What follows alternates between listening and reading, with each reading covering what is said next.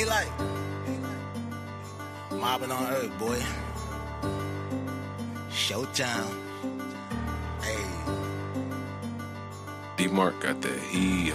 Curtain call, let the show begin. I know it's hurting y'all the way I'm going in. I need a murder dog covered for the times I was killing shit and y'all ain't know it then.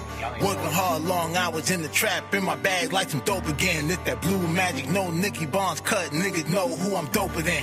Everybody, old nigga, new nigga, only see a challenge in a few niggas. A lot of y'all can wipe the smile off your face on the mob, it ain't none of you niggas. I just put the switch on the new blicker, rapid fire spitting, it's a boost nigga. 2 Street for a lot of you niggas, hard knocks life, riding 2 jigger. Back on my shit again, endurance, I tire him out like it's Mitchell, and I'm about to put on that shit again. I was trying to be humble, but fuck it, I'm still a man. Do rap like a kilogram.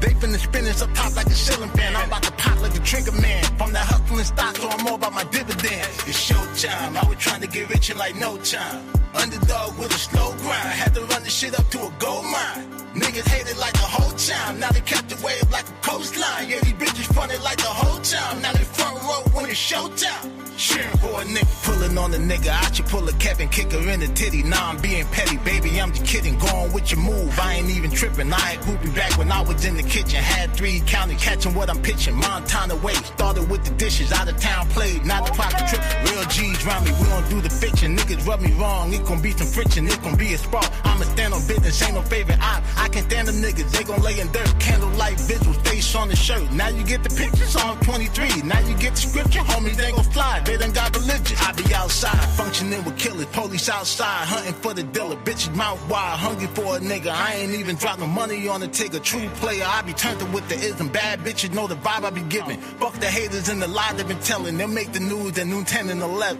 Showtime, it's showtime. I was trying to get rich in like no time. Underdog with a slow grind, had to run the shit. Niggas hated like the whole time, now they kept the wave like a coastline. Yeah, these bitches fronted like the whole time, now they front row when it's showtime. Cheering for a nigga, showtime. I was trying to get rich in like no time.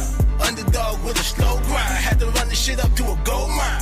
Niggas hated like the whole time, now they kept the wave like a coastline. Yeah, these bitches fronted like the whole time, now they front row when it's showtime. Cheering for a nigga.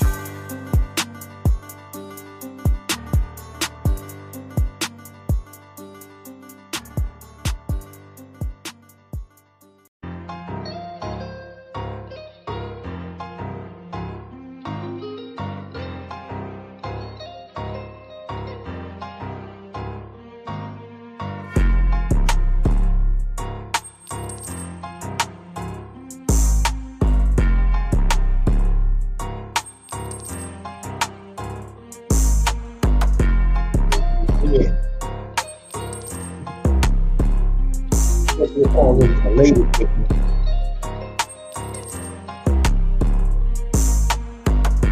Hey.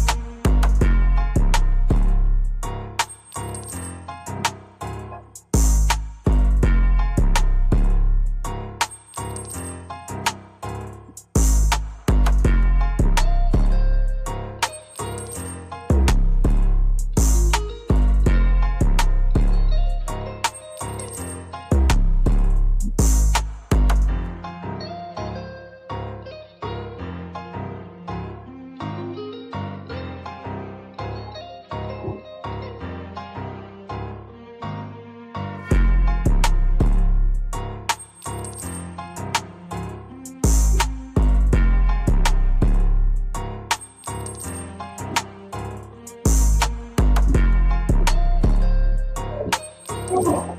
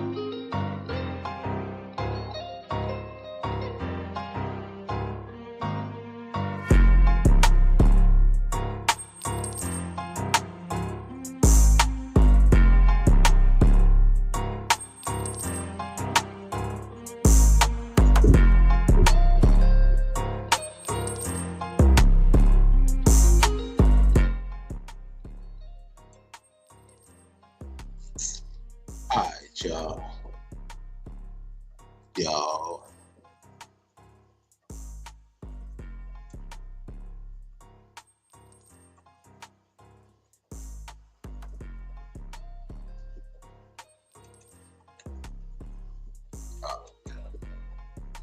Alright, man.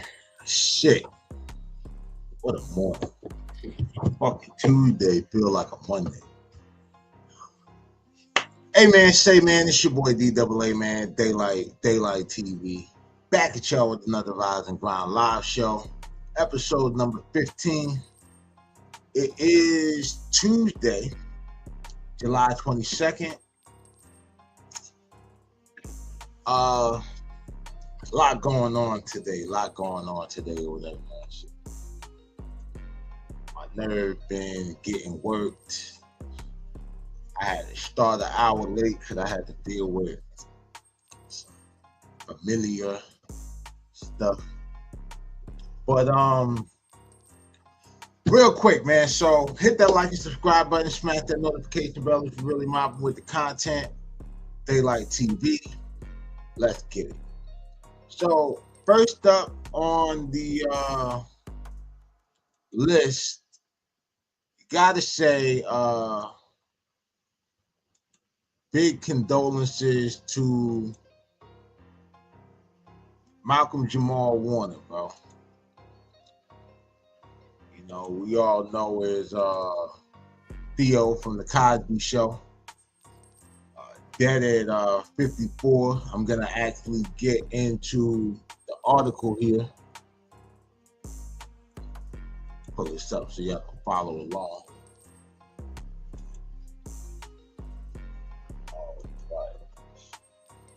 Actor Malcolm Jamal Warner, Cosby Show star, has died at the age of 54. Actor and Grammy Award winner Malcolm Jamal Warner, best known for his role as the sweet teenager Theo Huxtable on The Cosby Show, has died at age 54.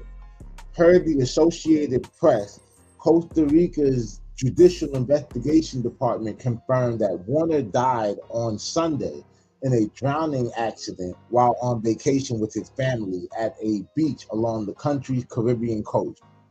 He was pulled into a current. Fellow beachgoers tried to rescue him, but first responders from Costa Rica's Red Cross were unable to revive him. TV audiences initially came to know Warner as the only son of Heathcliff and Claire Huxtable, a role played on the smash hit comedy The Cosby Show between 1984 and 1992, and for which he earned an Emmy Award nomination.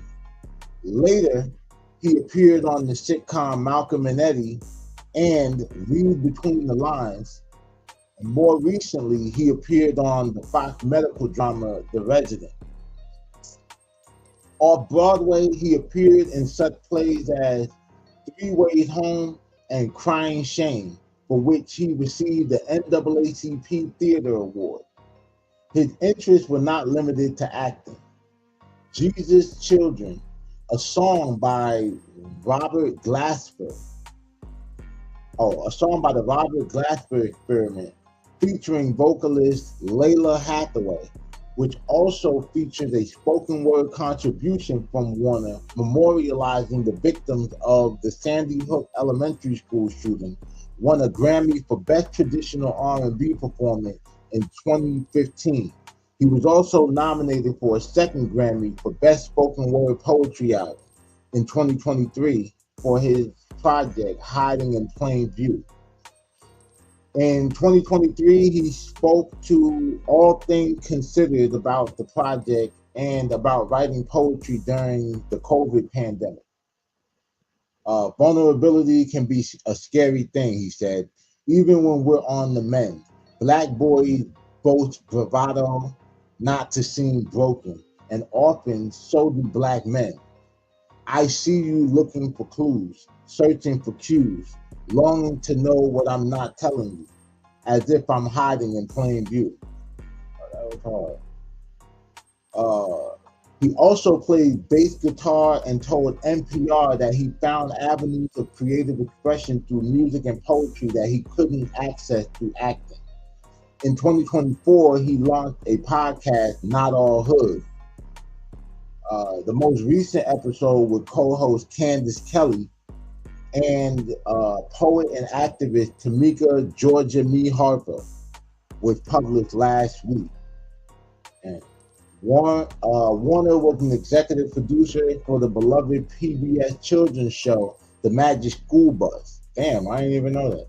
For which he also served as the voice of the producer.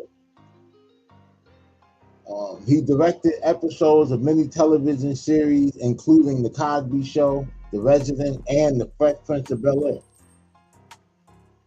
And it's messed up or whatever, how much you learn about somebody after they, transition and whatnot. You know what I mean? Hold on, let me go back up here to the picture.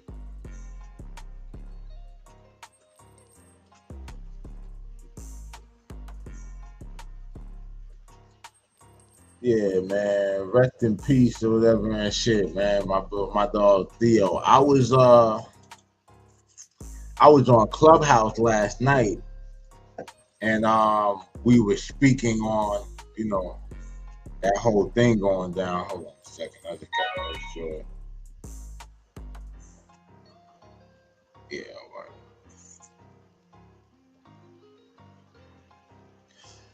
Nah, I had to order a lift for somebody.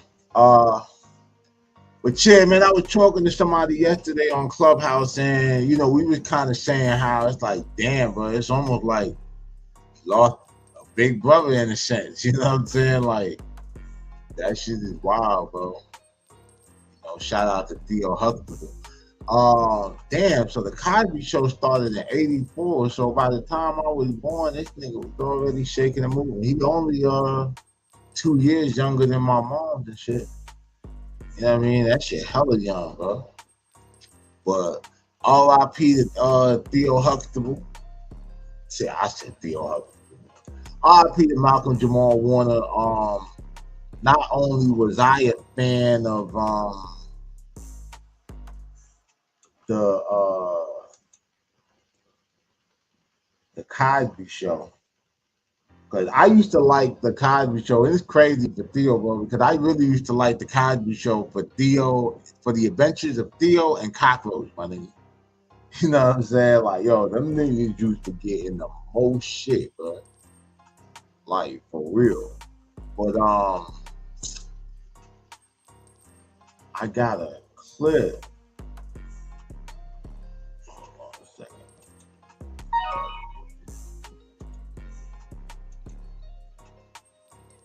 So I got a clip here of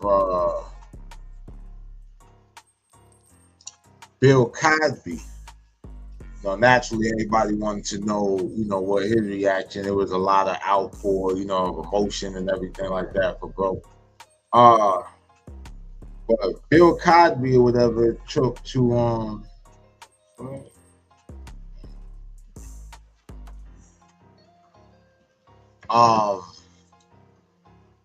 yeah. So Bill Cosby spoke to the media, and he had this to say. Pull this up real quick.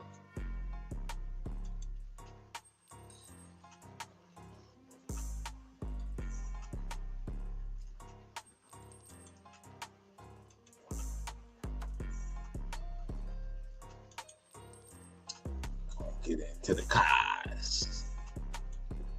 Malcolm Jamal Warner, who played Theo Huxtable on The Cosby Show, has died.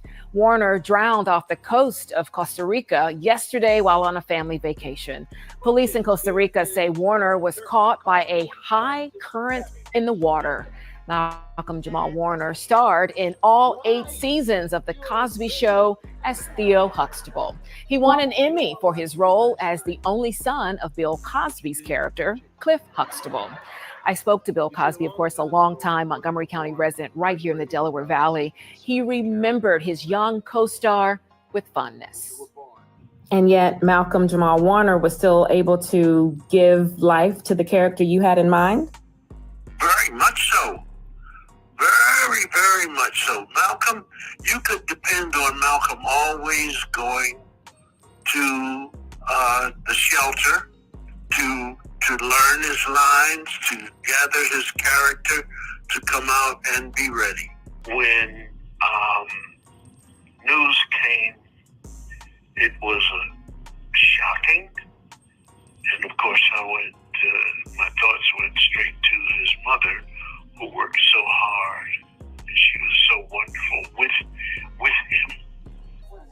Bill Cosby also sharing with me the humanity he remembers about Malcolm Jamal Warner.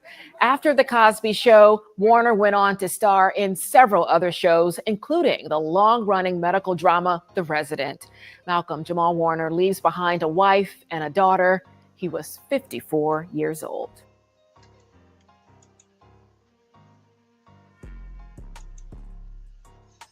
So, yeah, man.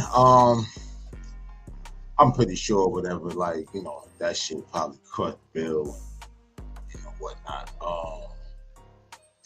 R.I.P. dog. That shit is just crazy. Just a freak ass accident. And then you on vacation with the family and all that. Kind of like the last thing you expect. And it's crazy, bro, because you never heard nothing wild about Theo, being in no crazy shit.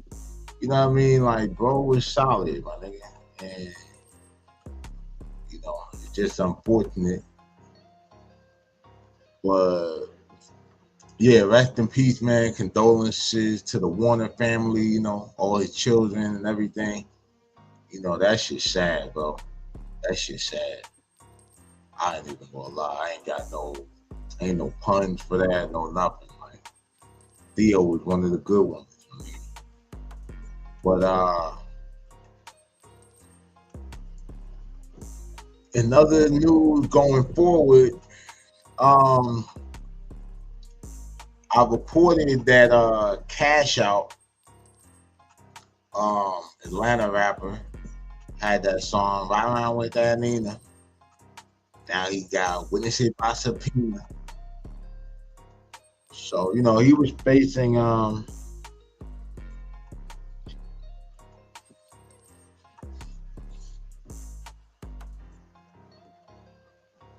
on, y'all. I'm trying to order this.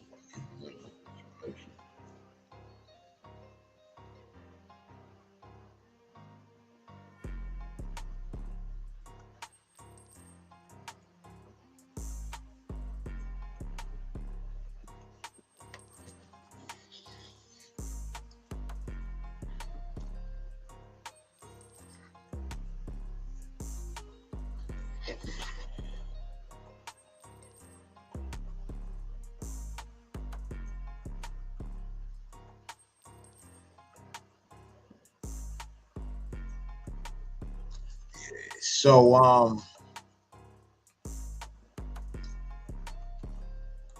thought the clip that I was watching was only like a couple days old or whatever and shit, but this shit went quick, bro. You know, he was found guilty and everything already. So we have footage, like it's an hour-long stream or whatever of court, like the whole proceeding. He got like impact statements and all of this shit being read. The defendants got up and, you know, addressed the court and all of that.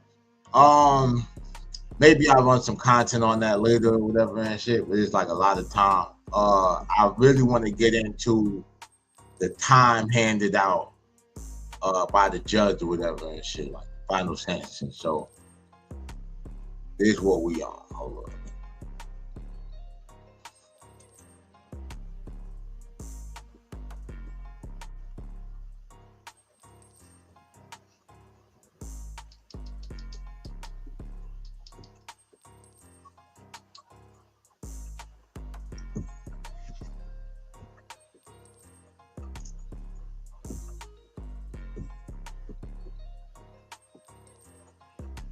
Oh yeah, it should be.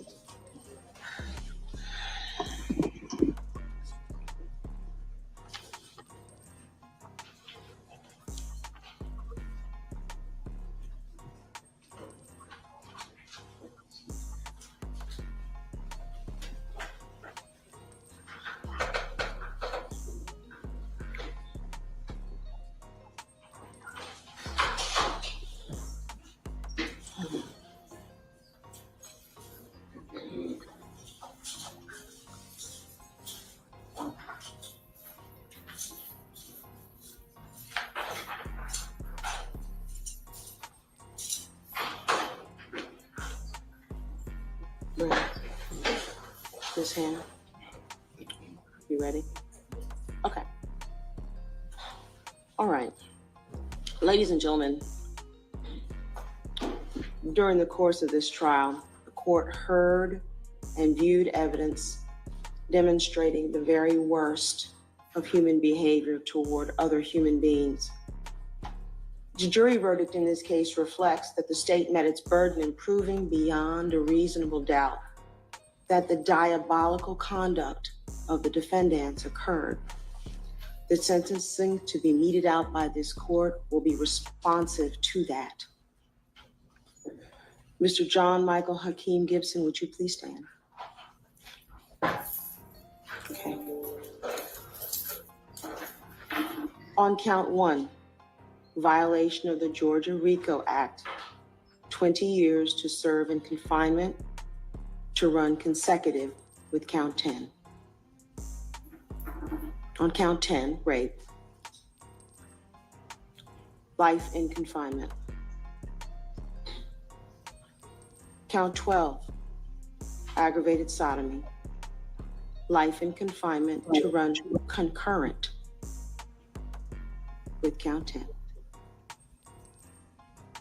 Count 22, trafficking a person for sexual servitude, 20 years to serve in confinement to run consecutive with count 1. Count 23, trafficking a person for sexual servitude, 20 years to serve in confinement to run consecutive with count 22. Count 24 on the lesser included offense of battery, 12 months to serve in confinement to run concurrent with count 10. Count 25, possession of a firearm during the commission of a felony, 5 years to serve in confinement to run consecutive with count 23. Count 26, pimping. 12 months to serve in confinement to run concurrent with count 10. Count 27, pandering. 12 months to serve in confinement to run concurrent with count 10. Count 28, keeping. Yeah, I'm gonna let it keep going, of course, but I'm not gonna lie to you, my nigga. Like, all that 12-month shit and everything, once you start telling me the 20 year, the life and all that shit, you ain't gotta tell me the rest of that shit. Like, yo, that should be wild. Like, you just, like, I get it. Like, you just gotta sit there and just go, it's due process. You know what I'm saying? Like, you gotta do what you gotta do. But Jesus. A place of prostitution. 12 months to serve in confinement to run concurrent with count 10. Count 29, willful obstruction of a law enforcement officer. 12 months to serve in confinement to run concurrent with count 10. Count 30. Okay, so he got some, so he got some of the shit concurrent and he got some of the shit consecutive. I'm following. Simple battery merges into count 24, battery. Count 45, possession of prohibited items by an inmate. 5 years to serve in confinement to run consecutive with count 25. Conditions of this sentence: no contact with any of the victims named in the indictment, to include Diamond Urban or their families.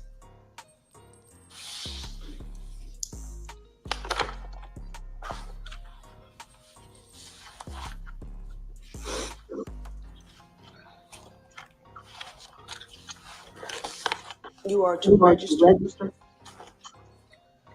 as a sex offender. You are to stay away from 737 Alfred Road in Atlanta.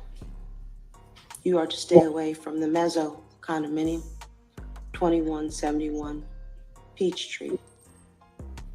You are to stay away from the St. George's Commons address, and you are to stay away from the Fulton Industrial Boulevard corridor.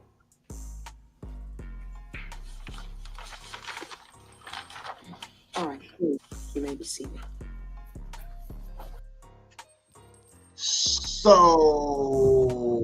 yo, like, I guess it's just, like I said, it's all a formality. But to tell me the conditions of a fucking restraining order when I'm about to be doing life plus 70 years, because that's what it all added up to, I believe. Yeah, John Michael Hakeem Gibson, known as the rapper CASHOUT, was sentenced to life in prison plus an additional 70 years on Monday, July 21st, 2025. You know what I'm saying? He was found guilty of racketeering, rape, and sex trafficking charges in connection with allegedly operating a prostitution enterprise. Yeah, so, whoa, boy, they loaded him up, bro. But I ain't gonna lie, the nigga held his composure. Like, he was super calm. You know what I mean? His mama sitting right next to him or whatever and shit. She was, you know, like, that's her baby, my nigga. Like, you know what I'm saying? She watching that nigga get slammed. Mama got to get sent too, and the other Taylor nigga. All right, Ms. Smith and counsel, please stand. As to count 1, violation of the Georgia RICO Act, 20 years to serve in confinement. Count 37, trafficking a person for sexual servitude, 10 years to serve in confinement to run consecutive to count 1. All right, now watch this shit, right? That trafficking or whatever, and even though it's like then, but it's like transportation, because like I believe the maximum penalty is 10 years, or the minimum might be 10 years, but it's kind of along the lines of what Diddy was accused of, except for the fact that Diddy was on the John end of it. That's why they're having such a hard time trying to figure out how to sentence that nigga. You know what I mean? And like the judge has asked the lawyers to basically find a case where a John was actually convicted federally for transportation to engage in prostitution. On this end, they were actually found guilty of being, you know, the purveyors and shit. You know what I mean? The niggas who basically was sending the chick out the door, or the chicks out the door. You know what I mean, to get that bread.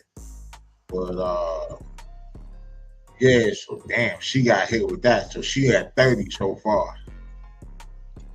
You're to have no contact with any of the victims, including Diamond Irvin, named in this indictment, or their families. You are to register as a sex offender. You are to stay away from 737 Alfred Road, the Mezzo, 2171 Peachtree Road, the address at the St. George's Commons, 9340, and the FIB, Fulton Industrial Boulevard corridor. You may be seated.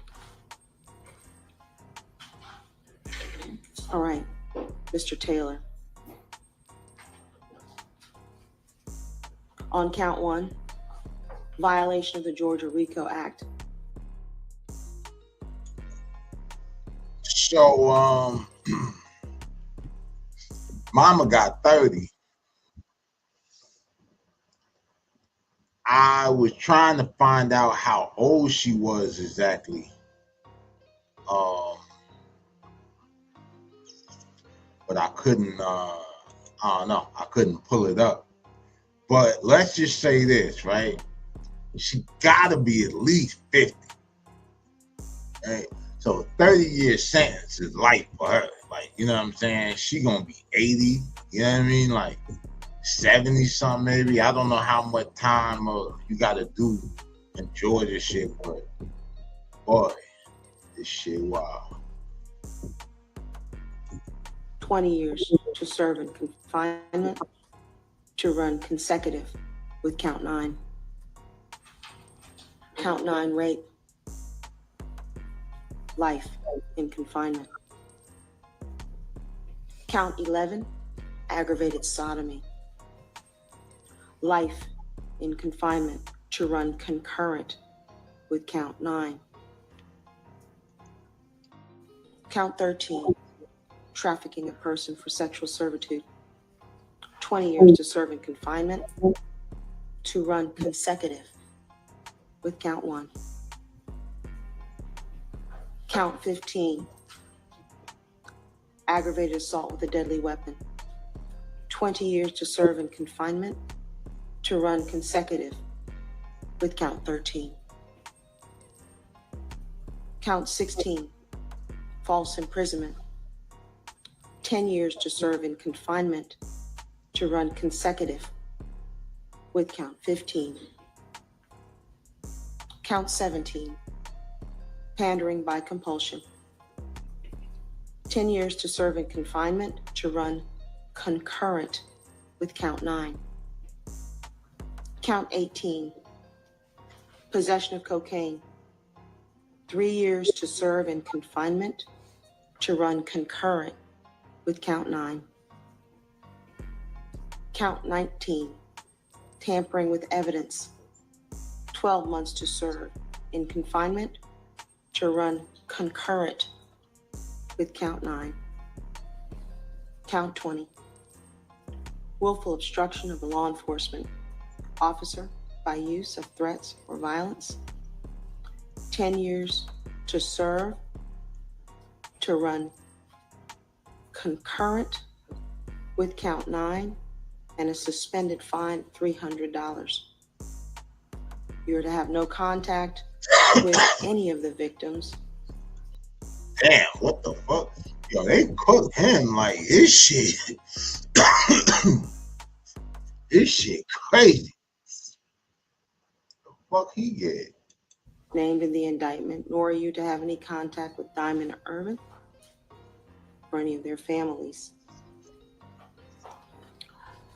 You are to stay away from the Fulton Industrial Boulevard corridor. You are to stay away from 737 Alfred Road in Atlanta. You are to stay away from the Mezzo address at 2171 Peachtree Road and the address at the St. George Commons, 9340. You register as a sex offender. And that is the sentence of this court. You may be seated. Mr. Okay, so the judge just handed out as follows. Cash out. Let me bring myself up. So, like I said, the judge has handed out the sentences as follows. Cash out got life plus 70 years. His mama got 30. And the dude who last name is Taylor, the last dude that we just watched get sentenced, he got life plus 94 years. So like the niggas is cooked. The mama might as well have gotten a life sentence. She gonna get out at 80. You know what I'm saying? If she make it. You feel me? It's crazy, bro. I was definitely late on this case or whatever. I don't know like all of the specifics, but I'll definitely be doing a deeper dive on this or whatever, and you know, getting all the facts and everything like that. But yeah, bro, gonna finish this out, see what she said last, but yeah, that's what it is, bro. Cash out got life plus 70, mama got 30, and the other dude, he get life plus 94. So all of them got to register as sex offenders, all found guilty on RICO, etc. So yeah, this shit crazy, bro. Chain gang. Gibson, Ms. Smith, and Mr. Taylor, I have to give you some post-conviction rights that you have, all right? You may remain seated while I give you these rights, okay?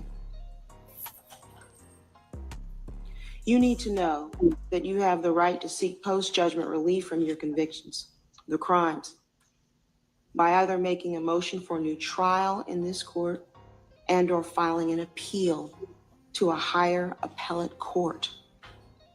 If you wish to file a motion for a new trial or an appeal, then you will need to file the said motion or notice of appeal with the clerk of the Superior Court of this county within 30 days of the judgment reserving the final disposition.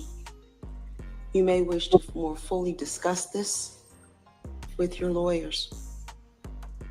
If a motion for new trial is made and the court denies it, you will have 30 days from the filing of the order of denial in which to file with the clerk of this court your notice of appeal. You have a right to have a lawyer represent you on the motion for new trial and the first level of direct appellate review. And if you cannot afford to hire a lawyer, the court will provide you a lawyer and a transcript of your trial at no cost. With respect to felony convictions, you usually have a period of 4 years from the date that your sentence in this court becomes final to file what is known as a habeas corpus petition. on any misdemeanors? So yeah, she's basically breaking down their right to appeal the verdict or whatever. Because when you go to trial and you face a jury,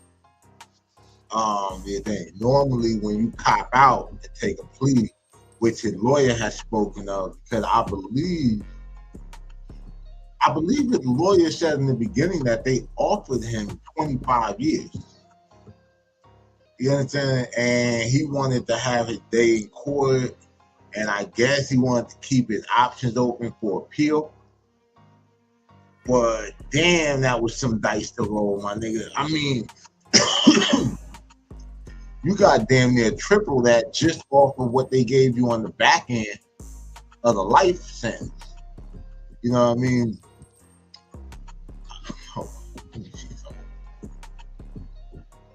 How old did the rapper CASHOUT? 34 years old. 34 years old. So if he did 25, 39, he would have been out at 59 years old, like about 60, right?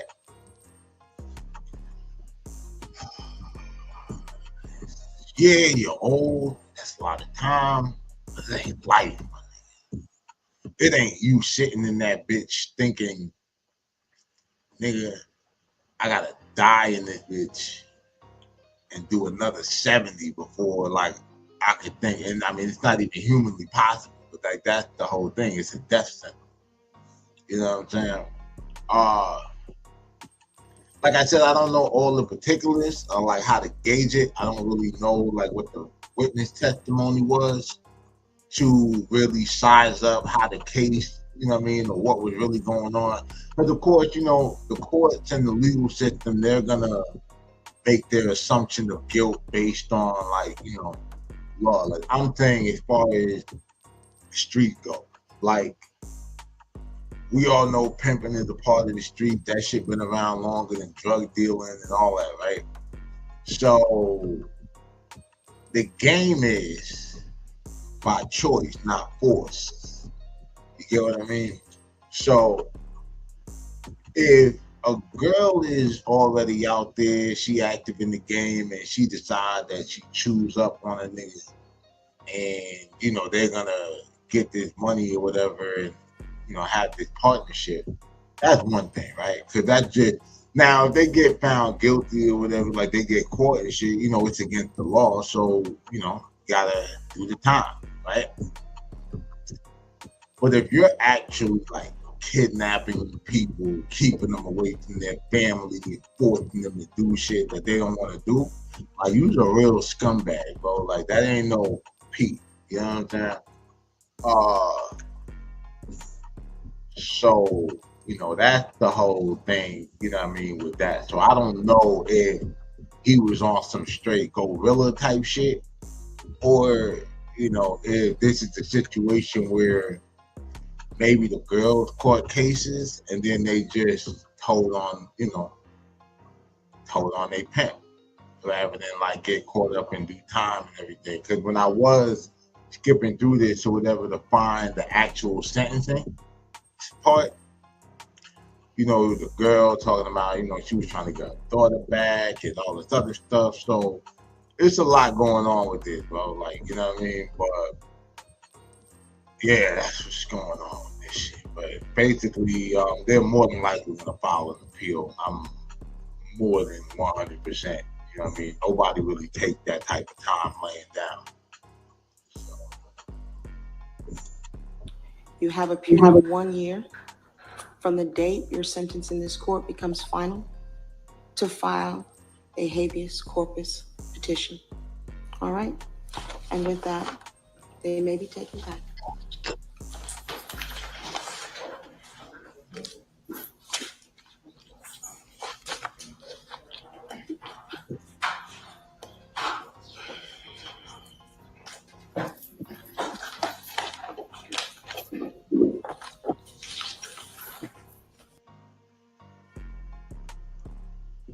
Well, nothing else to say about that, boy. Like, you know what I mean?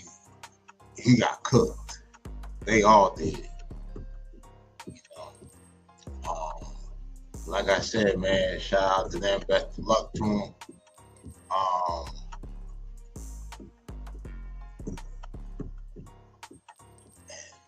Yeah, shit, cash out, crashed out. And you know, it's crazy because I started talking about this. This is not the year for the cash outs. Doughboys cash out. Be careful out there, man. You know what I'm saying? This is not the year for the cash out. They trying to put a C behind. They trying to put an R behind that C. You know what I mean? Yeah. So moving forward, yesterday I told y'all about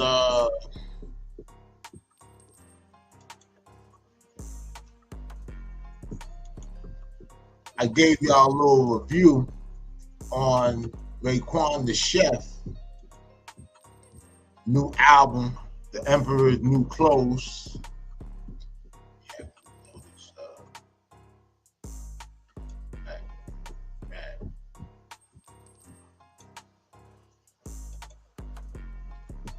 So yesterday I did a review on Raekwon's new album, The Emperor's New Clothes, his first solo LP in, I believe, 7 years or something. 6, 7 years, something like that. I gave it a good review. You understand what I'm saying? Like, definitely was in pocket. It was an easy listen. You know, definitely had replay value. My personal favorite track is Open Doors. And like, honestly, I'm not gonna hold you. If you see this, I'll actually, when I cut this up or whatever, I'll even tag it. The dude, Rose Art, ROADZ Art, that nigga cold, bro. Like, that nigga's beats, you know what I'm saying? Like, it's boom bap. It got that vibe, but it's like, it's something different about it. Like, the dynamics of that shit, it hit different. So shout out to Bo. You know what I mean? He produced a lot of shit on there or whatever and shit. So yeah, shout out to him. And while we were reviewing it, we got into the Omerta record featuring Nas. And then I got into playing like a snippet of the alternate verse, like the original verse that he sent Raekwon or whatever for the album. And the internet went crazy. Matt Hopper reacted, I reacted, all of this shit. And the first thing everybody thought was, nigga must be talking about Jim, right? So come to find out, well, Raekwon took to Instagram, I guess, the midst of all the controversy and cleared the air. So here's homie from Genius, how appropriate.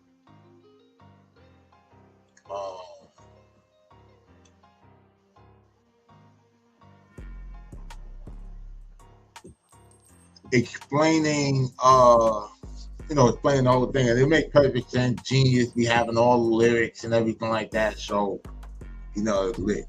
Need to get that daylight shit up there. You know what I mean? We're gonna figure it out. But here's them breaking down. Here's him introducing the Raekwon video, and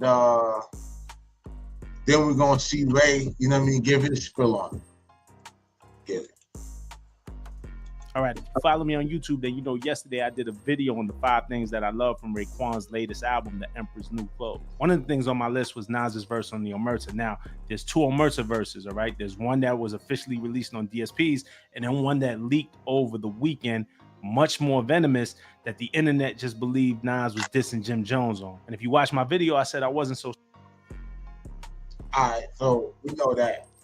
Initially, I was waiting to find out. When I seen the clip, I initially thought that they were gonna say it was AI generated or something like that, and I was like, damn, the verse about the fake is a Troy Ave shooter. But so now we know it's the real deal. Like, you know what I mean? This shit is for real. He wrote that. Sure, I just wasn't 100% convinced. But tonight, Raekwon cleared the air. He went on IG Live and made it clear that Nas verse that leaked was not about Jim Jones. Ray confirmed that the original Nas verse was recorded about 3 or 4 months ago. So that was way before the Jim Jones thing kicked off on the Joe and Jada podcast back in June. Check the clip. Nas wasn't dissing Jim. He wasn't dissing him. And the reason why he changed it, because he knew that at the end of the day, damn, Chef, I gave you these verses months ago, and now all this shit is popping up, which at the end of the day, he not standing on it because he's in another zone. He trying to get money. He doing this, he doing that. You know, Jim said what he said, and the fans responded, and that was that. Nas is all the way on the other side somewhere, not even paying attention to it that deep. And he kind of spoke to that or whatever in the song. So that's one point made of why he didn't. And it's also another point that he addressed in the song, like, I ain't people every week, it's like it's somebody else. So it kind of plays, still kind of fits. If the shoe fits, this one's for you, bitch. I'm just saying, I don't know. I'm not gonna go against the God, but yeah, let's go. He's not getting caught up in that. And now all of a sudden, when I'm getting ready to drop my album, Nas hits me and say, yo, Chef, I'm gonna do another verse, my nigga, because I don't know, for some reason, I think that this rhyme right here is going to make niggas feel like I'm dissing Jim, and I'm not. You know what I'm saying? This rhyme I made way before all this shit even came up. Ray makes another interesting point too. Now, before we get into this next point, hey, for nothing else, Jimmy, you should be flattered or whatever and shit. Like, you're literally coming up in the conversation amongst legends in the class before you, couple classes before you. Because I mean, like, you weren't really even a legitimate rapper when Cam dropped. You know what I'm saying? Like, so we just did it in like class sense. Let's just say when them niggas was seniors in the game, like year-wide, y'all might have been the freshmen. You know what I mean? Like the nigga just coming in. You feel me? So yeah, man. At least you gotta mention you in the conversation, nigga. we know that him and Nas have a relationship that dates back to the 90s. We talking about verbal intercourse, eye for an eye with Mobb Deep. Like, they've been rocking together. But Ray makes it clear that he fucks with Jim too, and he just wouldn't allow anybody to diss someone that he was cool with on his album. He says it wouldn't be fair. If Nas want to go at Jim, why would he use my platform? Why you don't use your own platform, nigga? And I'm not even gonna let a nigga come up there and start splashing another nigga on my shit. Especially if I like that nigga. That's not fair. That's my nigga too. I don't want to be involved. But that was never the case. Nas don't got no smoke for Jim. So there you have it. Dope Nas verse. The leaked Nas verse is fire. Just wasn't directed at Jim.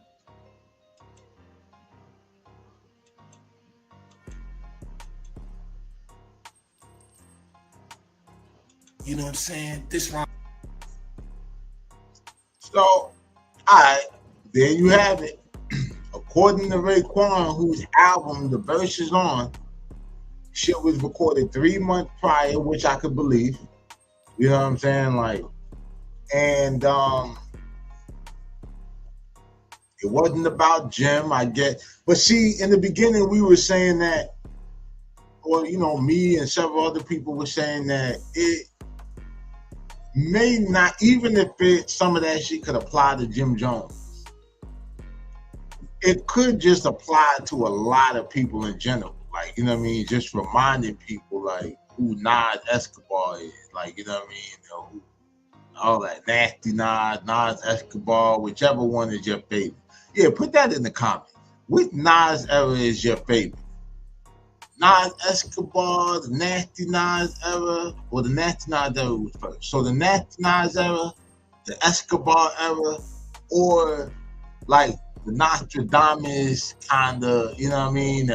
You know, then we had the Godson era. Like, that nigga Nas, low key, no bullshit, he's constantly reinventing himself. Do y'all like the King Disease Nas? You know, the Hit Boy version. Like, I'm not really a fan of that era of like Nas's catalog. You know what I mean? I'm not gonna say like, oh, it's just weak, but just not really big on it. I mentioned that before. So yeah, man, shout out to Nas, the Ether Man, you know what I'm saying? Definitely shout out Raekwon and shit like that, Wu-Tang shit, bro, Staten Island, you know? And shout out to Jim, bro. Like I said, definitely one of the most improved rappers in the industry. From where he started to where he's at now, whatever, you know what I mean? Like, bro, get busy. Nigga done rapped the nigga done rapped alongside the same niggas that Raekwon done rapped it alongside of and had standout verses. Now go back to like that old clip of when, you know, they're making fun of when before Jimmy knew how to rap to where he at now. So, you know, yeah, you know, shout out to niggas, man. Get that money and shit. You know, that competition is good for hip hop. You supposed to think that you're the best, you're that nigga. Now, if Jim would have kept the conversation strictly on some talent shit, you get what I'm saying? Like, rather than go to like accolades, yeah, you're supposed to think that you better than a nigga. But once you start saying, look at my track record, Billboard and all that shit, and then like Nas had the track record he has, it's like, now you just look crazy. But if you just said, yo, I'm out rapping niggas right now, you know what I mean? Like, nigga can't really fault you and you got a leg to stand on, because all you got to do is get in the booth and drop, you know, just go verse for verse. Even if y'all ain't battling, just you're dropping music, who dropping the better music? And, you know, like, you can prove your point that way. You know, and then that way, it's like if the Billboard and all that, if the politics or whatever, like hype this shit up, it's like the streets gonna speak, bro. Like, cause if nothing else, I mean, Jimmy, most of his fan base is, you know, street niggas, like, you know what I mean? So, yeah, bro, like that's my take on that shit. Next up.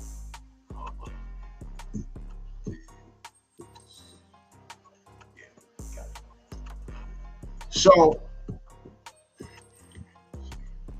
hold on.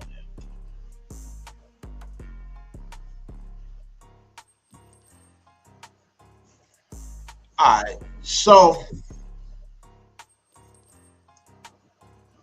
this next clip piece of news we're gonna get into.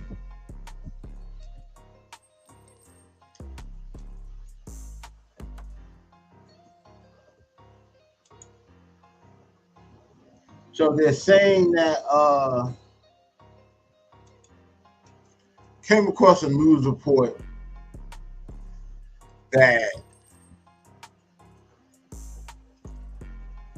covered the Sinaloa cartel, El Chapo, El Mayo, them, you know, the Chapitos. Sinaloa is it's kind of like, how could I say, all the top narcos and shit. Like, I mean, essentially narco trafficking in Mexico. You know, like a lot of the big wig that turned it into what we know it to be now came out of Sinaloa. You know what I mean? Culiacan, Mazatlan, all that shit or whatever. I think about Tuna too, whatever and shit. That's where Chapo had his ranch and all that. So they said that the cartel Sinaloa was hacking FBI agents' phones to locate informants and either intimidate them or take them out. So we're gonna get into the news clip, and then I'm gonna chime in or whatever and give y'all my take on it.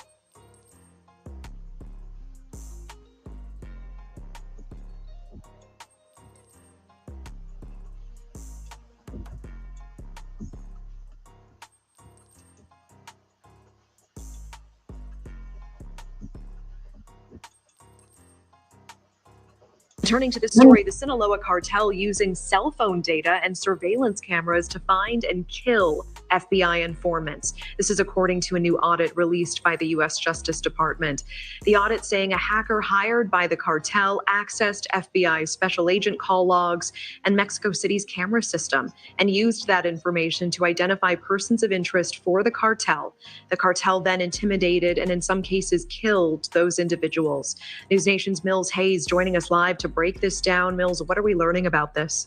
Hi, Natasha. Well, one of the largest, most dangerous cartels, the Sinaloa cartel, was able to hack into an FBI official's phone records and use surveillance cameras in Mexico City to help track and kill FBI informants. A new DOJ report this week detailed how the Mexican criminal enterprise hired a hacker in 2018 to track people coming in and out of the U.S. Embassy as investigators were working their case against notorious cartel boss El Chapo, the hacker was able to breach Mexico City's phone data and camera system to track an FBI official who they then followed and identified informants that the FBI agent met with. The cartel then used that information to intimidate and in some instances kill potential sources or cooperating witnesses. The cartel's leader El Chapo is now behind bars in Colorado, but U.S. still offering $10 million for information leading to the capture of two of El Chapo's sons who are accused of rebuilding their father's international drug empire. And while the FBI says that they are working on a strategic plan to address some of the Inspector General's concerns, recent technological advances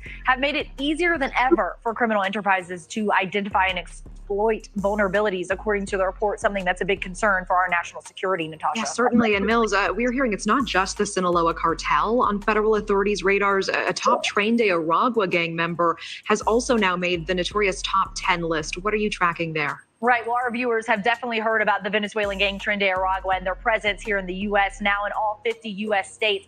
Now, 3 federal agencies are targeting one of their leaders who is on the run, the FBI placing him on the 10 most wanted list, describing him as a senior leader in Tren de Aragua. The State Department now offering a $3 million reward for information leading to the capture of Giovanni Vicente Mascara Serrano. The DOJ has charged Mascara with drug offenses and terrorism-related crimes. The Treasury Department is cutting him off from any illicit money or property that he may be keeping in the U.S., even warning financial institutions and other third parties that they could face civil or criminal penalties for doing business with the crime boss. And Treasury Secretary Scott Bessent saying, quote, TDA remains focused on terrorizing our communities and facilitating the flow of illicit narcotics into our country, relying on key leaders like Mascara Serrano to finance and oversee their violent operations. TDA was designated a foreign terrorist organization by the U.S. government this past February, alleging that the group engages in drug trafficking, human smuggling, extortion, money laundering, and also the sexual exploitation of women and children, Natasha. All right, Mills Hayes with that live report tonight. Thank you. Thank you for watching. All right. So this whole this story was interesting to me or whatever, in the sense that let me Chapo up here. You always hear the narrative about how technology is making crime impossible to get away with and all of this, right? And one time I was on Clubhouse and I was explaining to people that the same way that law enforcement is advancing technologically, you would be a fool to think that the criminal organizations are probably not already a step ahead. You understand what I'm saying? Because the game of cat and mouse, the cat is doing the chasing, like catching up. You got to modify his methods or whatever for the new slick ways of the mouse. You know, but now the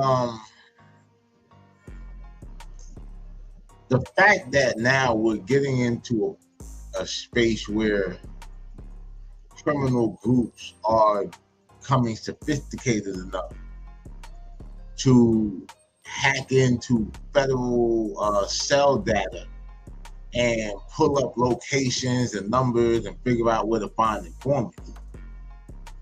That's pretty wild. And you have to understand like how the cartel group works. So they supply organizations within the United States.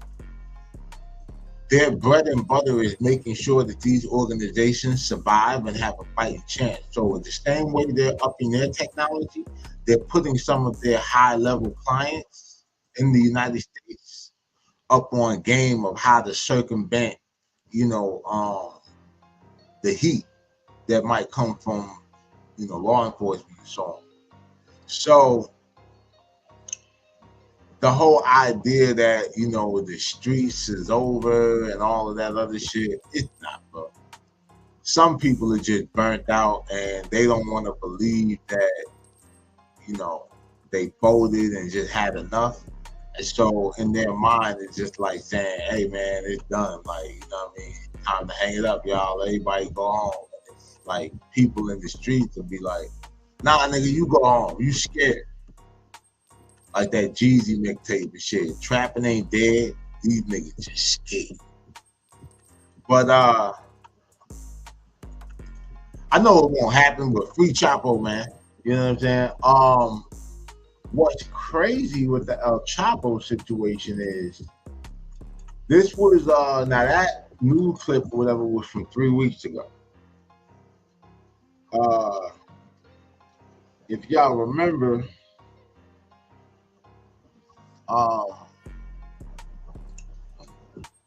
Chapo.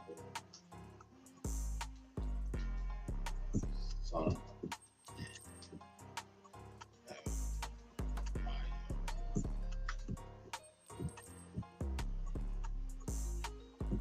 So before that, that article came out and everything like that, like she said, it was still with a reward out for Chapo's son. And we all know the situation or whatever with one of Chapo's sons kind of tricking El Mayo onto a plane and basically turning him over to the U.S. government.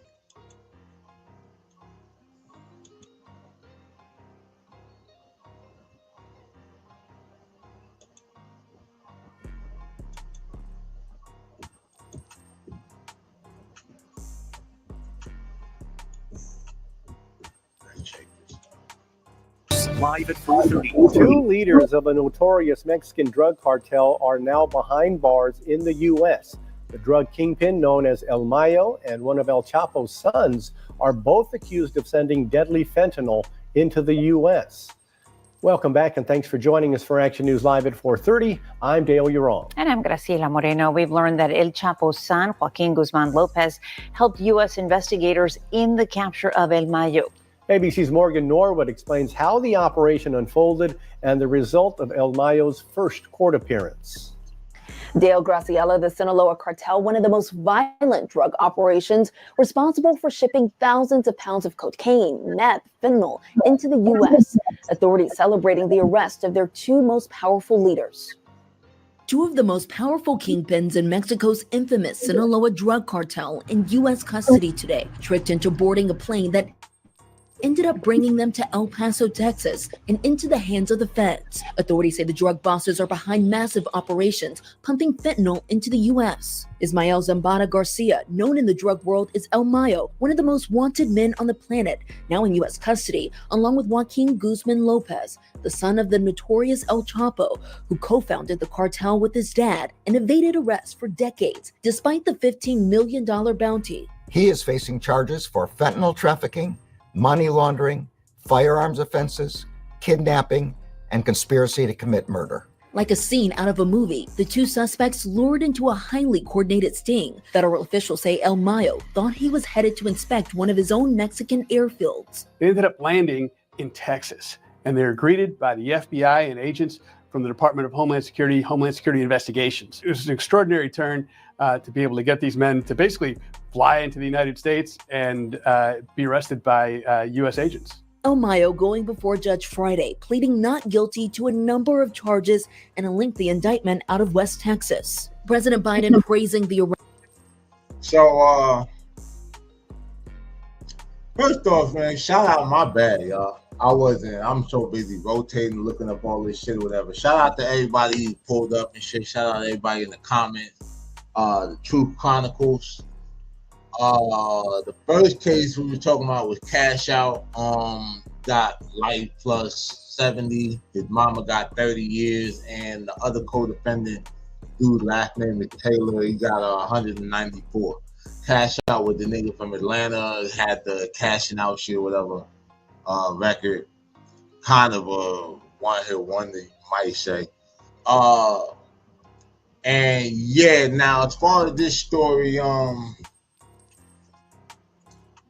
Chapo's son, like, yeah, they definitely cooperating because, as you see, he just set up that whole shit with El Mayo and basically tricked him on the plane and handed them over to the government. Now, I believe they already had a video, right? And saying that, whatever, that kind of leads into the next video, because a video clearly struck a deal, because Chapo's family ended up entering into the United States and everything like that, which is what we're going to get into now. Hold on.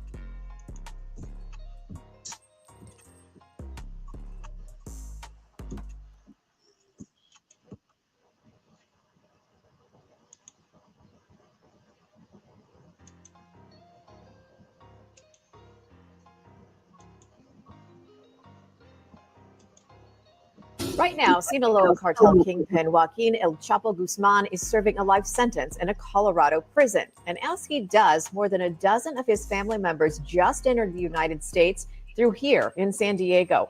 It's part of a deal as the feds prosecute his sons and several other cartel leaders. NBC7's Shelley Bremer has more. At least 17 family members of notorious drug lord El Chapo were spotted entering the U.S. right here through the San Ysidro port of entry. The Mexican government confirms this is part of a plea agreement his son has struck. Experts tell us this kind of deal is incredibly rare. This video, taken Friday, shows more than a dozen relatives of Joaquin El Chapo Guzman coming across the... Hey, I'm wondering how much money in them suitcases, nigga. That's the shit I would have been sitting here like... Boy, I know ain't shit in there but cash, money, and jewels, nigga. Ain't no way in hell. I don't think them niggas pack no clothes. We shop when we land. You know what I'm saying? But he struck a deal. Whatever deal this nigga struck to get his whole damn family like sent up, is set up like that. Like I said, there might be a Guzman in a town near you, but now the question is, who gonna stay out of trouble and who gonna get jammed up in some shit? Cause you see, when I was talking about the Flores twins the other day, I said how and shit last week too, when I was talking about the whole Cato situation or whatever, DMX and all that. But the thing with the Flores brothers was that their wives end up catching money laundering charges after they were already put in the witness protection program and running around doing this whole cartel wife thing and everything like that. So, you know, like, these motherfuckers are drill loose with it. The U.S.-Mexico border in San Ysidro with rolling suitcases in hand. Ovidio, como lo vimos todos en las noticias, comienza una negociación. In an interview Monday, Mexico's Secretary of Security said the U.S. Department of Justice offered their entry as part of a deal with Ovidio Guzman Lopez. Guzman Lopez is one of two sons of El Chapo who are currently being held in Chicago on major drug trafficking charges. He's now set to plead guilty. This is definitely a very unique situation. Attorney Cesar Luna says this appears to be an arrangement of cooperation in exchange for protection, and an indicator the family fears violent retaliation. You know, the son who's in prison, I'll talk, but you need to protect my family. News of their arrival surfaced the same day federal prosecutors in San Diego unveiled new indictments against alleged cartel leaders. Let me be direct. To the leaders of the Sinaloa cartel, you are no longer the hunters. You are the hunted. Though they declined to comment on the relatives of its most infamous kingpin. Yeah, we're going to focus on this case. Next question. But Luna says they're inextricably tied together. We're seeing Yeah, he said we just gonna focus. Nah, nigga. Yeah, they made the deal or whatever. So look, bro. You know what these motherfuckers like? It's the Mexican government. It's deal that's been struck with DEA. Like, there's no. The curtain had been pulled down, bro. We all know that these people basically pick who's gonna be their villain. You get what I mean? Like, who can we deal with? And usually it'll be the person who they feel like can keep the order. The motherfucker that everybody is afraid of enough where it might keep things in line or whatever. Or, you know, whoever got the best business acumen. You know what I mean? Because they don't give a damn about how much drugs come in the country. They bring drugs into the country. And they've been doing that shit ever since back in like the, you know, before like the World War I days and shit like that or whatever, when Taiwan is actually the first narco state. And you look at the history of Taiwan and Japan and China, and but it get deep. It get real deep. Now you start realizing a lot of this shit or whatever ain't about fighting for freedom. Yeah, in a sense, it is, in a sense, it's not. You get what I mean? Like, but like the saying goes, America is not a country, it's a corporation. It's an organization. And if you look at how the feds will build an organization chart and you look at the chart of government, it kind of looks the same. So, you know, yeah, bro, like they'll strike deals if you really got something to offer. I mean, even on the lower level, like, you know, I mean, the mob even, right? Sammy Gravano killed 19 people, including his brother-in-law. They let that nigga go. Blows my ass. You don't care about these victims. lately that the administration is being very forceful on drug trafficking. No tenemos la información oficial o pública. And as the Mexican president says the U.S. has shared few details of the deal, it raises questions about the relationship between the two nations. What are the issues of sovereignty? What's the cooperation looking like? So it's very, very interesting. Court records show Guzman Lopez's change of plea hearing is set for July in Chicago. From San Isidro, Shelby Bremer, NBC7. It's not clear where exactly the family is located. Today, the Department of Justice declined to comment.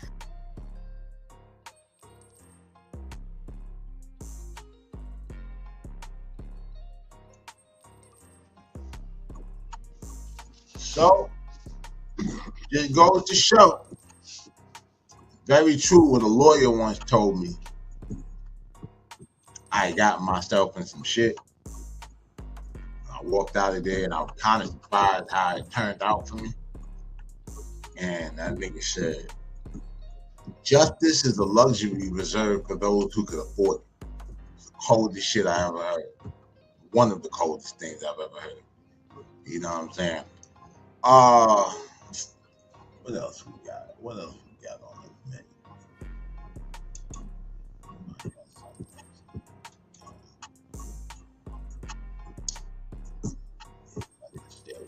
Started a little late today. Turning to the story this morning. In there. Take this shit off later. I'll be letting this shit stack up.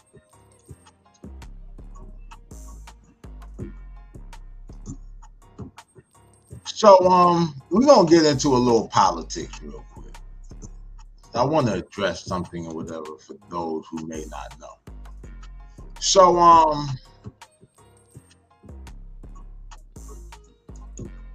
we begin with a new CBS poll. So as y'all know, Donald Trump is our president, whether some people like it or not, but, you know, Big Orange, he's here. And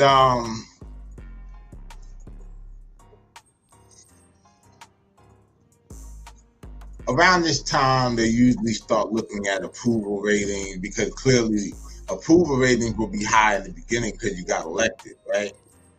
So now it's how did you maintain, like, so it's certain milestones. So it's the first 100 days, what do you pull off, you know, what do you do?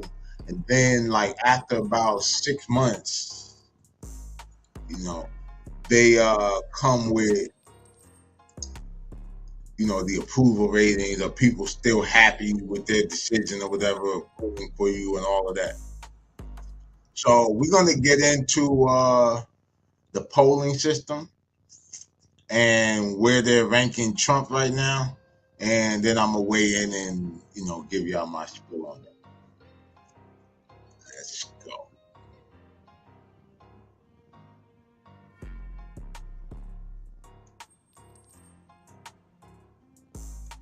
We begin with a new CBS poll. 6 months into President Trump's second administration, 42% of Americans approve of the job he's doing as president, down 3 points from a month ago, and down even more from February, when a majority approved of his job performance.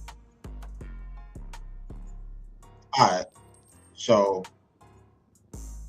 yeah, I'm going to let it finish with that. For a closer look at the numbers, we're joined by Elections and Surveys Executive Director, Anthony Salvanto. Anthony, good to have you here. Good morning. So the two big issues the president ran on, immigration and the economy. Why have his approval ratings ticked down? Well, let me start with immigration, because you're right. That is a big reason he won. Deportation in particular. The deportation program started with majority approval. And since then, it's declined gradually and then a little more over the last month. But the reason for why it has is pretty compelling, and that is majority now says they think the administration is trying to deport more people than they'd expected it to. And then it's the who. Majority no longer thinks that the administration is just trying to prioritize dangerous criminals, that has expanded. And when they think those things, they're less approved. Hold on. Let's get into these numbers.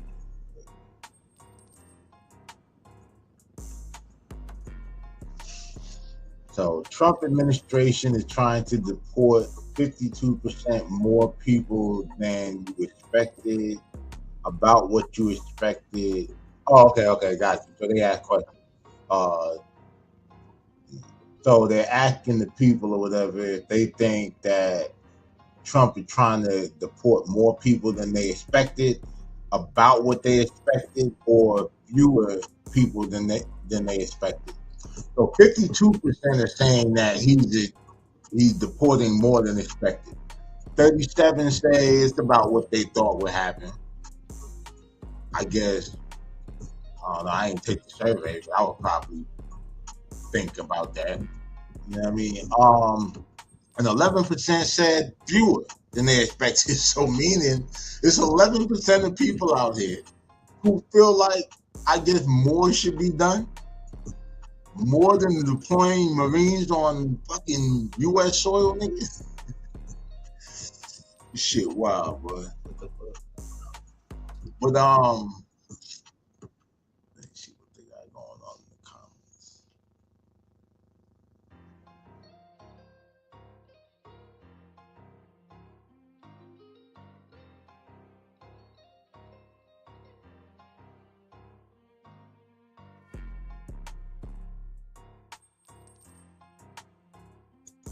Oh shit, my bad. I thought I switched it from the thing that I was trying to yeah, yo, what up, Indica? Yeah, nah, nigga, they definitely were, you know, that's where it starts, but it always starts out with, like, the biggest threat. It's like doing homework, you know, you might do the hard shit first or whatever, and then just go for the easy pickings later, you know what I mean? I think people would just focus on the dangerous criminal aspect of it, and when they realized that they were just going to execute and enforce the law, it's like, oh shit, wait a minute, we ain't mean them. Like, you know what I mean? And that's the whole shit, bro. Like, people don't be reading the fine print. They don't understand or whatever what a sweeping bill or whatever, a sweeping move like that might lead to. Look at you now. And they'd expected it to. And then it's the who.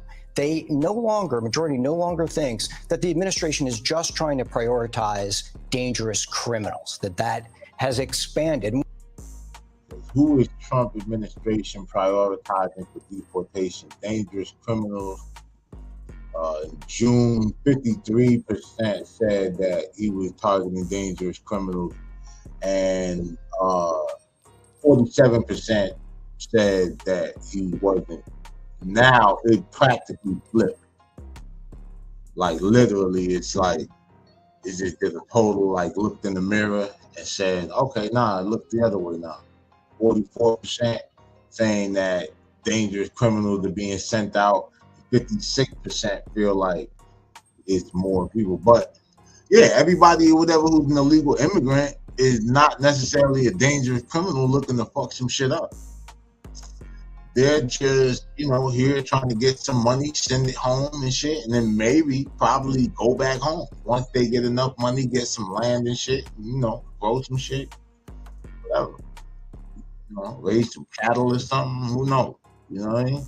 When they think those things, they're less approving of it overall. It's another component of this too, which is that you get a majority who doesn't approve of the way in which the administration is using the detention centers as well. So all of that is in the mix. The other part of this, though, is that Donald Trump's handling of immigration more broadly is also down. And that's happening at the same time that Americans say, because they are, that border crossings have gone down. So within that gauge on immigration, you see how much the deportation program is really driving things. And we've seen in CBS obtained data that the number one issue in terms of convictions were traffic violations and then immigration.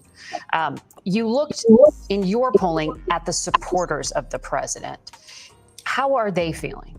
Very, very strongly behind him, and especially on this immigration issue, and especially on deportation. And that's an important point, right? His base.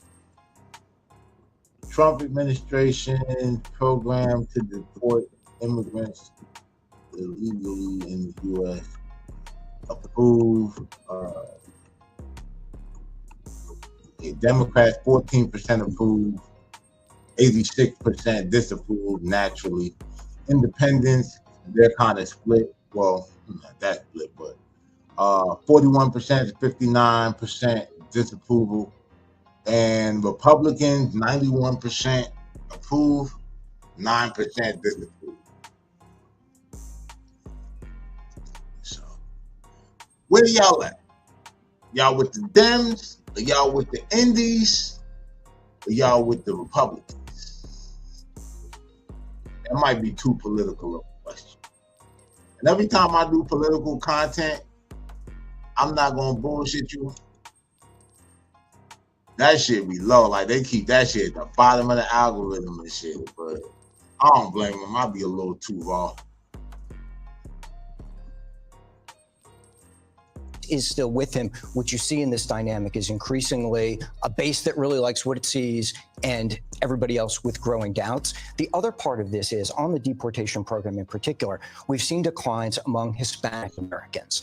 And here again, the why. Hispanic Americans and Americans overall believe that they, Hispanics, are being targeted or sought after for more searches for deportation compared to other groups. Earlier in the president's term, he had much more overall approval from Hispanics. He had made gain groups. Earlier in the president.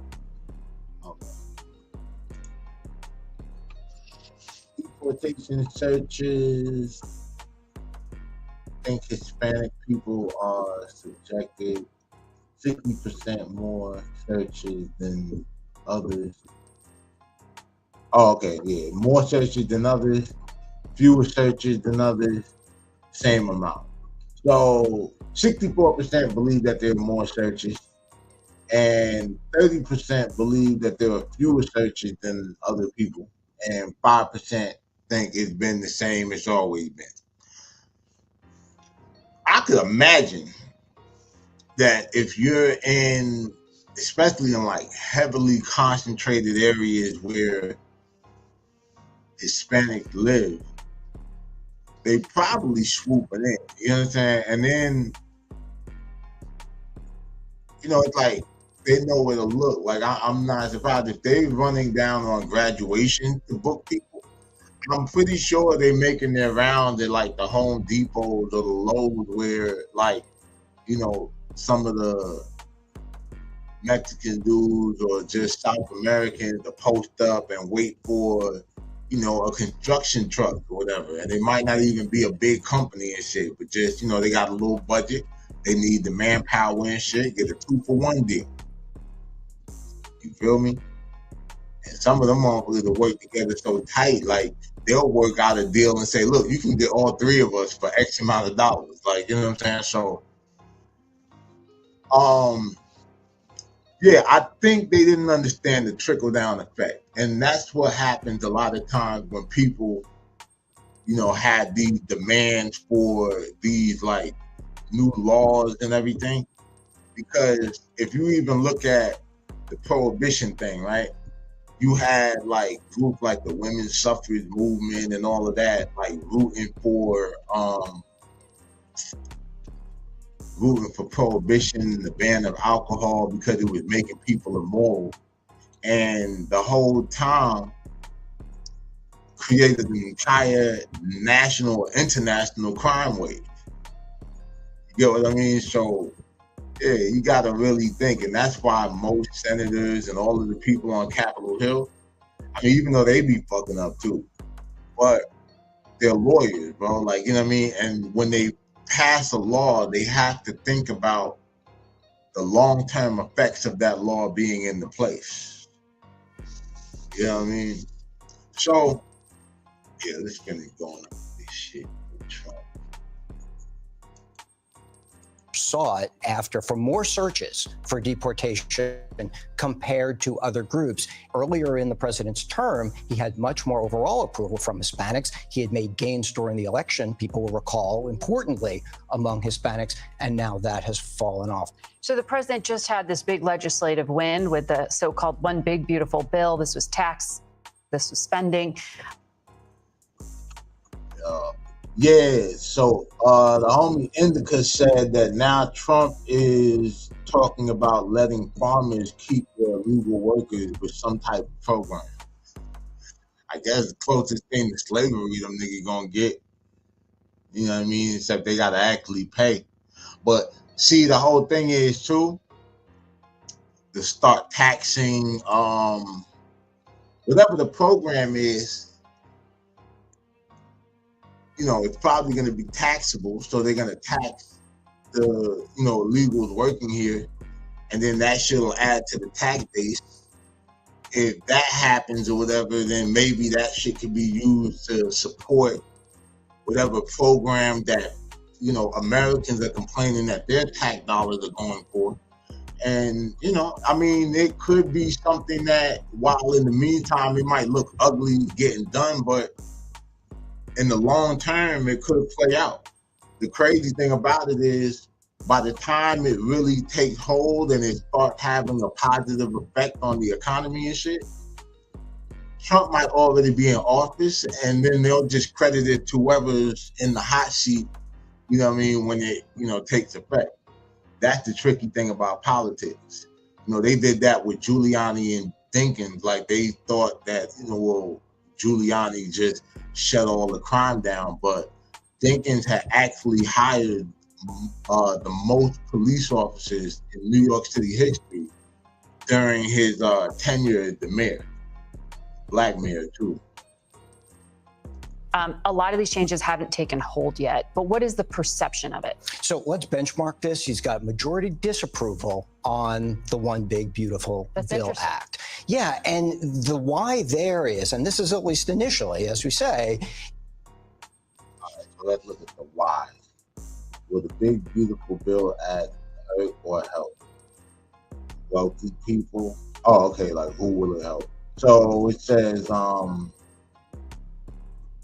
61% feel like it'll help wealthy people.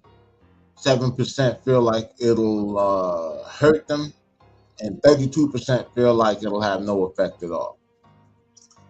Middle class people, 28% feel like it's going to help the middle class.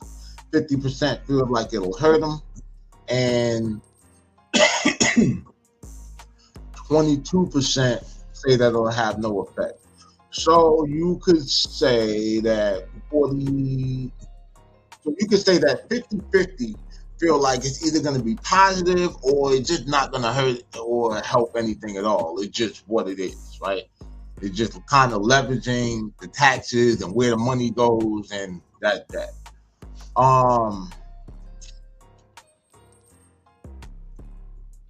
So, and then poor people. So it says 24% think it'll help the poor, 60% thinks it won't. Thinks it'll hurt them, and 16% that it'll have no effect. So definitely more people who are aware that it's bad for the poor. You know what I mean? More than likely, if it's gonna help the middle class and it's a big tax cut, then who's gonna foot the bill, right? But could they leverage that by taxing the farming program or whatever that's allowing them to keep the workers? Actually, you're gonna tax the farmers, you're gonna tax the workers too. Either independent contractors, however that shit goes. You know what I mean? So it's like, if you're creating these new programs that will allow you to tax labor, and that can kind of offset, you know what I mean, some of the liability on, you know, all of the other constituents, especially if a lot of that money is being used to, hold on a second, y'all. Let me let this play or whatever. I gotta take this call.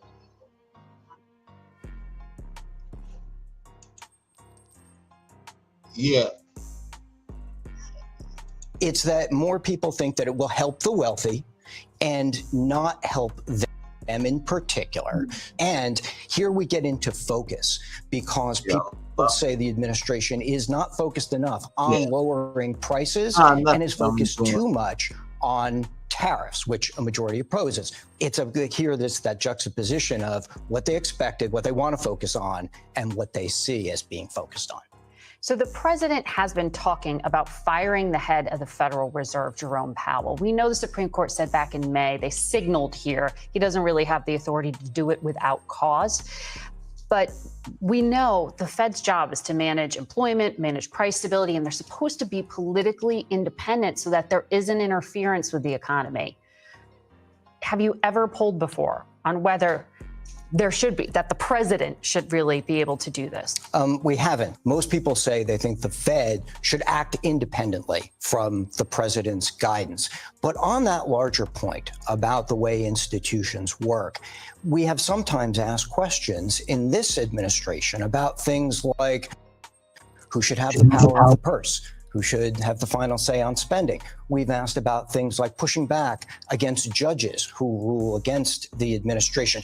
All of these things, for context, are new. Now, this obviously isn't the first president to try to expand executive power, and that has a long history in politics and in polling. But some of these institutional arrangements and public views of them are certainly new for us here. You have a reason to ask, in other words. Yeah.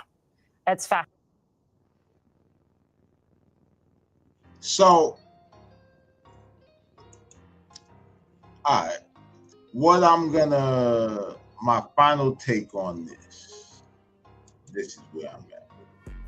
Today, Charlie Kirk joined the growing. Trip.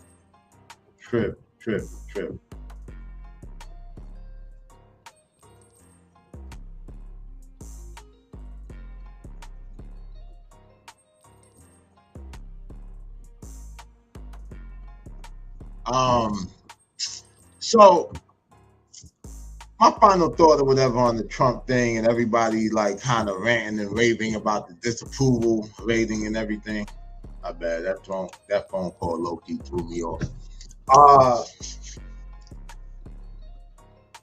Here's my take on it.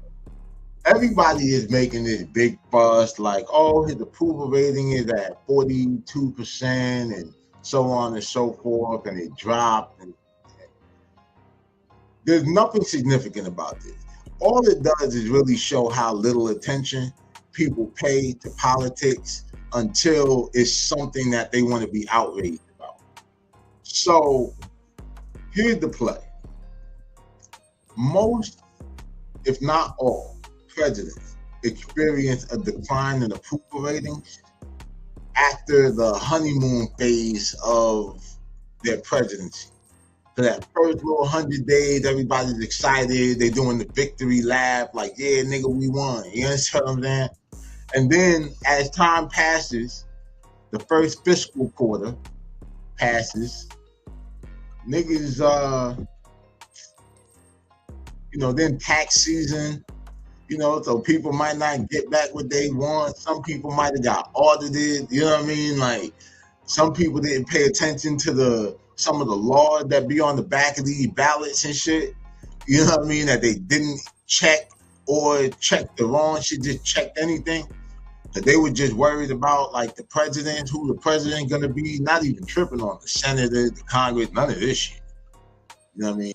It's like them casual sports fans or whatever who never watch a regular season game, but as soon as the playoffs come, these niggas know the stats, who hold what record, all this shit. Like, they the expert. They Stephen A. Smith out this bitch. You dig? So, yeah, bro, like, nothing happened. I mean, Obama shit dropped. You know what I mean? It didn't get as low as Trump. I think the lowest his shit got might have been like 49% or something like that. And it was just like for different reasons. Because these niggas get elected for different reasons. You feel me? So that's pretty much what time it is or whatever with your boy Big Orange and everything like that. Unless this nigga get impeached and shit, you gotta relax, y'all. Like, you know what I'm saying? We got about another 3.5 years of this shit. You feel me? And time flies, man, when you're having fun and shit. If nothing else, this shit is entertaining. And even if the shit shake the market up a little bit, the market will always fix itself. So fear not. You know what I mean? Like, a lot of y'all thought the shit was gonna be over when Y2K happened. You thought that somebody forgot to put 2 zeros in the goddamn computer and shit, and the world was gonna end. Silly rabbits, you know. But yo, that's my show for today. I got a lot going on this morning or whatever, and a lot more to do. I'm trying to make this deadline for this mixtape. I had to put the verses on because I didn't get the features back or whatever, so I ended up putting the extra verses. The whole story, I'll get into that later. But shout out to everybody who pulled up or whatever. Shout out to everybody who's still here. Make sure you hit that like and subscribe button, smash that notification bell if you're really mobbing with the content. And as always, man, stay dangerous so you can be safe. It's your boy Daylight TV. I'm out.